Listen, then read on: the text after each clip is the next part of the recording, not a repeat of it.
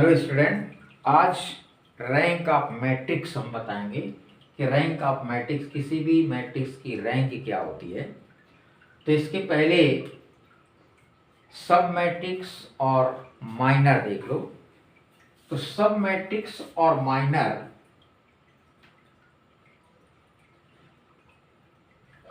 सब matrix and minor analogous to subset of a set, we can define a submatrix of a matrix। जैसे हम किसी set का एक सबसेट लेते हैं तो सेट के कई एलिमेंट से अगर हम कुछ एलिमेंट निकाल लें तो वो जो हमने कुछ एलिमेंट निकाले हैं वो हमारे दिए गए सेट का एक सबसेट कहलाता है। जैसे मान लें कि A इज इक्वल टू हमने A B C D E F इतने एलिमेंट हमने जो है कोई एक सेट है। एक हमने B सेट बनाया, इस पे हमने कुछ एलिमेंट इसमें से ले लिए, मान लो A C E। तो ये जो B सेट हमने लिया इस A सेट से ही हमने लिया है, तो B is a subset of A कहलाता है। तो ठीक इसी प्रकार से कोई एक मैट्रिक्स A हमारी है, A मैट्रिक्स, मान लो मैट्रिक्स हमारी है A11 A12 A13 A21 A22 A23 A31 A32 A33। ये मैट्रिक्स हमारी 3x3 ऑर्डर की मैट्रिक्स है।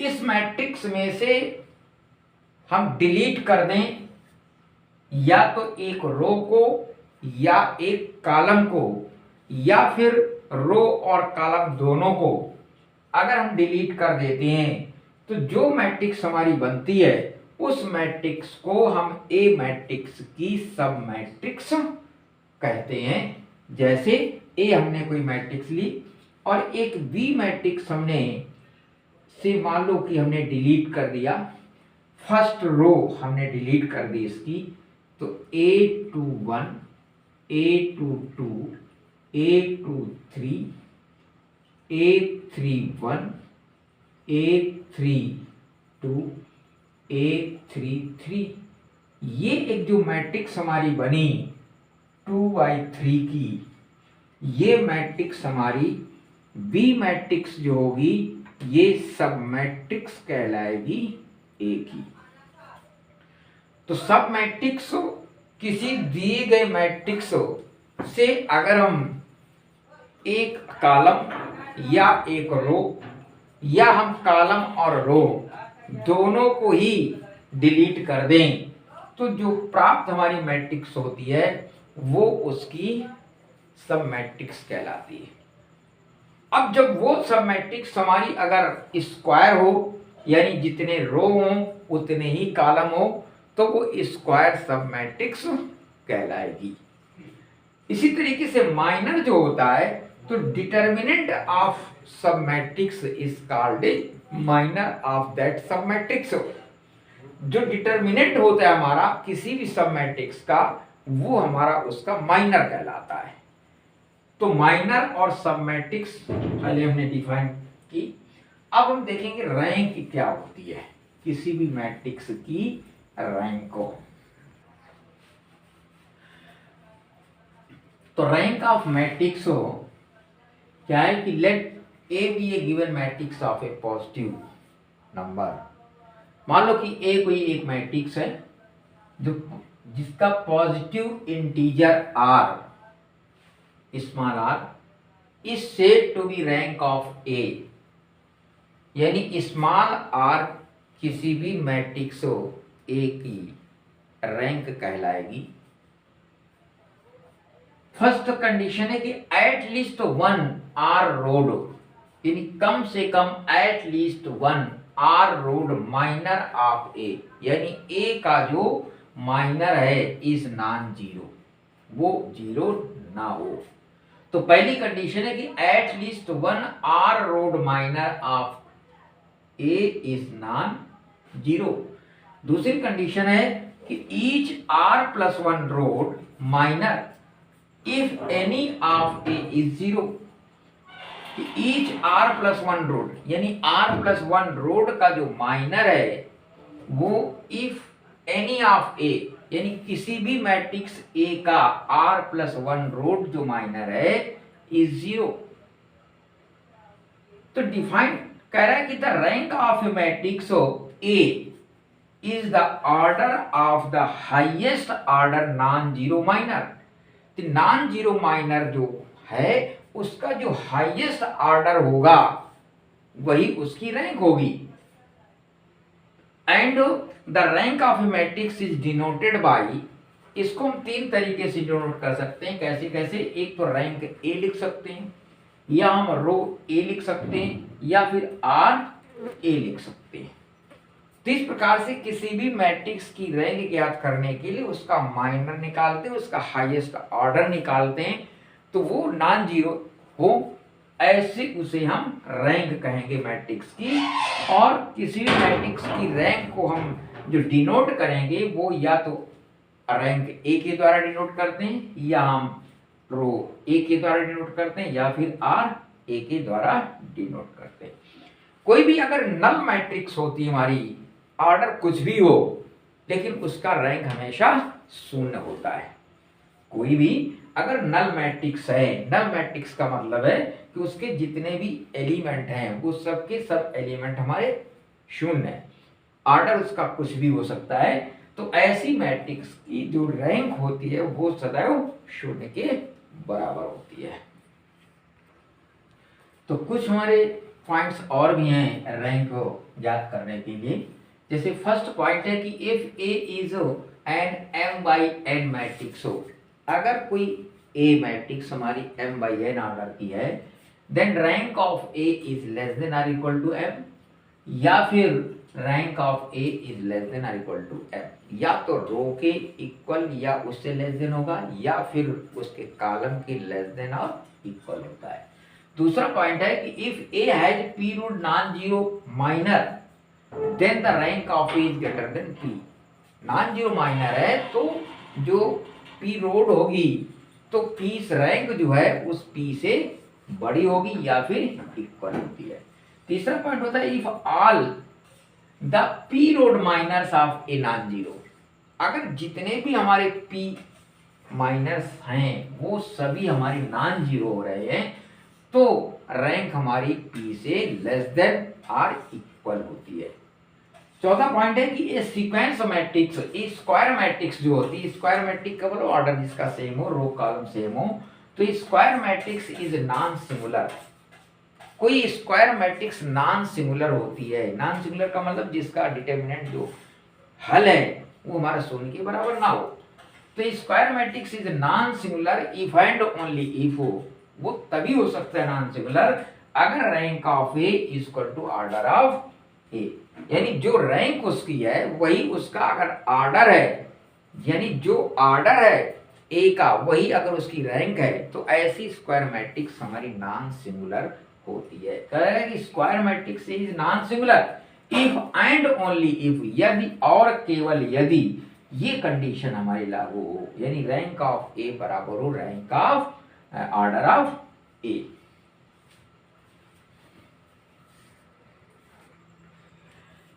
फिर एक रैंक संबंधी थ्योरम है ट्रांसपोज मैट्रिक्स के लिए कि किसी भी ट्रांसपोज मैट्रिक्स की जो रैंक होती है वो हमारी वही रैंक होती है जो हमारी इनिशियल मैट्रिक्स होती है। यानी इसका मतलब रैंक ऑफ मैट्रिक्स और रैंक ऑफ ट्रांसपोज मैट्रिक्स में कोई चेंजमेंट नहीं होता है, वही मैट्रिक्स का रैंक होगा जो ट्रांसपोज मैट्रिक्स का, या जो हमारी इनिशियल मैट्रिक्स दी हुई है उसी जो उसकी रैंक है वही रैंक हमारी उसके ट्रांसपोज मैट्रिक्स की होती है। अब हम एक एग्जाम्पल लेकर के देखेंगे कि रैंक हम कैसे जो है ज्ञात करते हैं।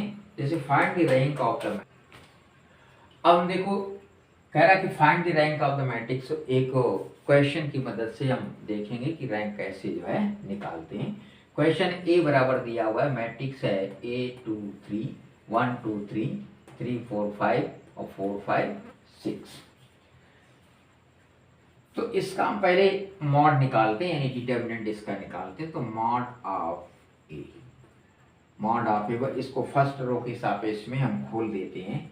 तो 1 इंटू ये छूटे गए 4 छम 24, यानी 4 इंटू 6 माइनस 5 इंटू 5 फिर -2, इसको खोलेंगे हम इसके सापेक्ष में। तो 3 इंटू 6 माइनस 4 इंटू 5 और +3, इसके सापेक्ष में खोलेंगे तो 3 इंटू 5 और माइनस और 4 इंटू 4, 4 इंटू 4, तो ये आ जाएगा 1, 4 छम 24 माइनस 5 25 -2 पीछा 18 और -4 पंचे 20 और +3 तिरपटी 15 और -16, ये हो जाएगा 1, 25 में से 24 गए -1 और -2, ये -2 आ जाएगा और +3 और -1, ये आ जाएगा -1 माइनस +4 और -3 बराबर -4 + 4 बराबर 0। इसका मतलब है so it's rank of is less then order कितना है 3, 3 से कम होगी। जब 3 से कम होगी तो इसकी हम सब मैट्रिक्स लेंगे। सब मैट्रिक्स लेंगे तो सब मैट्रिक्स लेते समय हम क्या करेंगे कि मान लो कि हमने इसका डिलीट किया फर्स्ट रो और third column. Suppose that we delete first row and third column। Third column को हमने डिलीट किया, ये फर्स्ट रो हो गई और ये थर्ड कॉलम हो गया। तो हमारा माइनर बना, माइनर हमारा बन गया कितना 3 4 और 4 5। इसका अगर मॉड हम देखते हैं तो ये आ जाएगा 15 - 16 यानी बराबर -1 which is not equal to 0। तो ये 0 ऑर्डर मतलब नहीं है, यानी नॉन सिंगुलर नहीं है। तो इसकी रैंक जो होगी इसके रो या कॉलम के बराबर होगी, यानी रो कितना है 2 ऑर्डर की है, यानी 2/2 ऑर्डर का माइनर है हमारा। तो 2/2 ऑर्डर का जो माइनर है तो इसकी रैंक हमारी क्या हो जाएगी, rank of A equal to 2। तो ऐसे क्वेश्चन में रैंक हमारी जो होगी वो 2 के बराबर होगी। समझ में आ गया कैसे निकाले हमने रैंक कि find the rank of the matrix. A बराबर मैट्रिक्स दिए 1 2 3 3 4 5 4 5 6, ये हमारी एक मैट्रिक्स दी है। इसका हम मॉड निकालेंगे यानी डिटर्मिनेंट निकालेंगे इसका। तो हमने फर्स्ट रो के सापेक्ष में इसको ओपन कर दिया, तो फर्स्ट रो के सापेक्ष में ये ओपन हमारा हो गया। इसका हमने सिंप्लीफिकेशन किया, देखा हमने कि इसका मॉड कितना आ रहा है। मॉड चूंकि इसका 0 आ रहा है इसलिए इसकी रैंक जो होगी इसके ऑर्डर से छोटी होगी। ऑर्डर इसका कितना है 3/3 का। तो so it's rank is less then 3।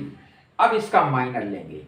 Minor हम क्या लेंगे, हमने बताया था माइनर हम चाहे तो एक रो को डिलीट कर दें या एक कॉलम को डिलीट कर दें या रो और कॉलम दोनों को डिलीट कर दें। तो मान लिया हमने यहाँ पर रो और कॉलम दोनों को डिलीट कर दिया, तो पहली रो को हमने डिलीट कर दिया और तीसरे कॉलम को हमने डिलीट कर दिया। तो जो माइनर हमारा बचा वो 3 4 4 5 यानी 2/2 ऑर्डर का माइनर बचा। अब इसका हमने मॉड निकाला तो मॉड कितना आ गया, -1 आ गया। -1 इज नॉट इक्वल टू 0, ये 0 के बराबर नहीं है, इसलिए रैंक हमारी यहीं पर डिसाइड हो गई कि जो ऑर्डर है वो इसकी रैंक हो जाएगी, क्योंकि ये भी एक स्क्वायर मैट्रिक्स है, इसलिए रैंक ऑफ ए बराबर 2 होगी।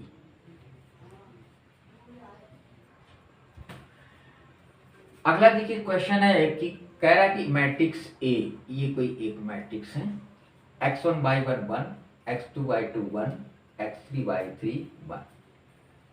यहाँ पर ये जो पॉइंट हमारे x1/1 x2/2 और x3/3 कह रहा है इज ए कॉलिनियर। कॉलिनियर का मतलब कि this point belonging on a straight line. तो जब स्ट्रेट लाइन है तो इसका डिटर्मिनेंट क्या होना चाहिए, 0 के बराबर होना चाहिए, या इसका हम एरिया ऑफ ट्रायंगल निकालें तो 0 के बराबर हो जाना, तभी तीनों पॉइंट हमारे कॉलिनियर हो सकते हैं। तो कह रहा है कि rank of matrix is less then 3, यानी कह रहा है कि इसकी मैट्रिक्स जो है वो 3 से छोटी होगी। तो ये चूंकि कॉलिनियर में पॉइंट कह रहा है तो this point satisfy the linear equation, this point satisfy the linear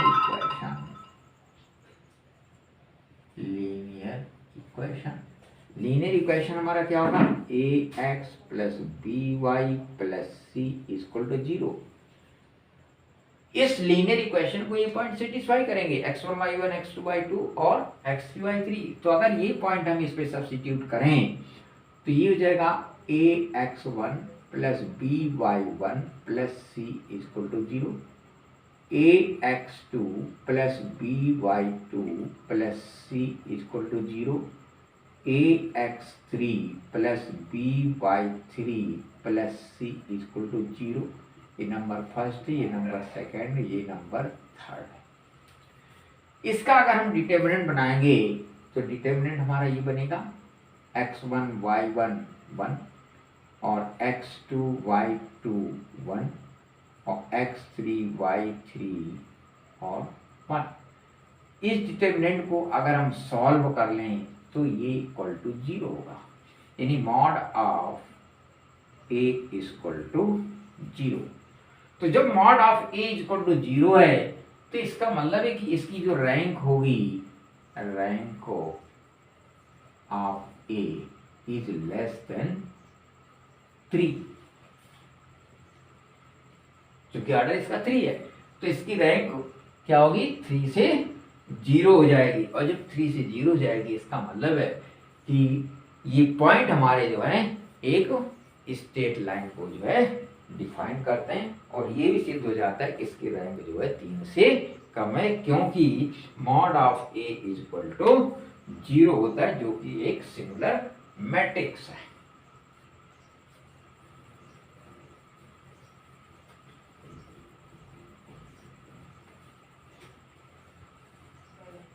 अब हम इसी तरीके से अगर एक दूसरा एग्जांपल लेते हैं, क्वेश्चन खाली कर दूंगा। देखिए जैसे अगला क्वेश्चन हमारा कि find the rank of the matrix. A matrix दी हुई 1 1 1 ए बी सी और A square B square C square, इसकी हमें रैंक याद करनी है। तो पहले इसका मॉड निकालते हैं। तो मॉड इसका हम अगर निकालेंगे तो मॉड ऑफ ए, हमने फर्स्ट रो के सापेक्ष में जो है इसको खोल दिया, तो 1 ये छूटेगा और ये छूटेगा, तो ये आ जाएगा, इसको हमने ये छूटा और ये छोड़ा, तो बी सी स्क्वायर और माइनस बी स्क्वायर सी, और इस पे हमने किया -1, ये छूटा और ये छूटा, तो ए C square minus A square सी और +1, इसको हमने या तो ए बी स्क्वायर और माइनस ए स्क्वायर बी। इस पे से हम बी सी कॉमन अगर कर लें, बी सी तो ये आ जाएगा सी माइनस बी, और माइनस तो ए सी अगर हम कॉमन कर लें तो ये आ जाएगा सी माइनस ए, और इस पे से अगर हम ए बी कॉमन कर लें तो ये आ जाएगा ए माइनस बी,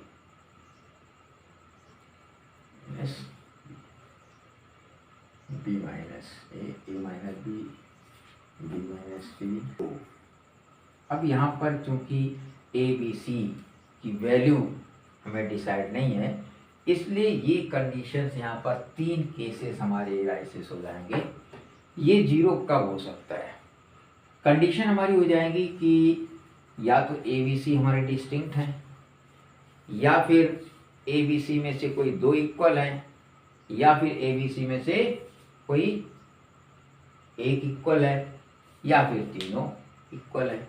तो इस प्रकार से रैंक इसकी जो है हम डिसाइड करेंगे सिचुएशन की कंडीशन पर, केसेस के आधार पर कि एबीसी की वैल्यू हमारी क्या है।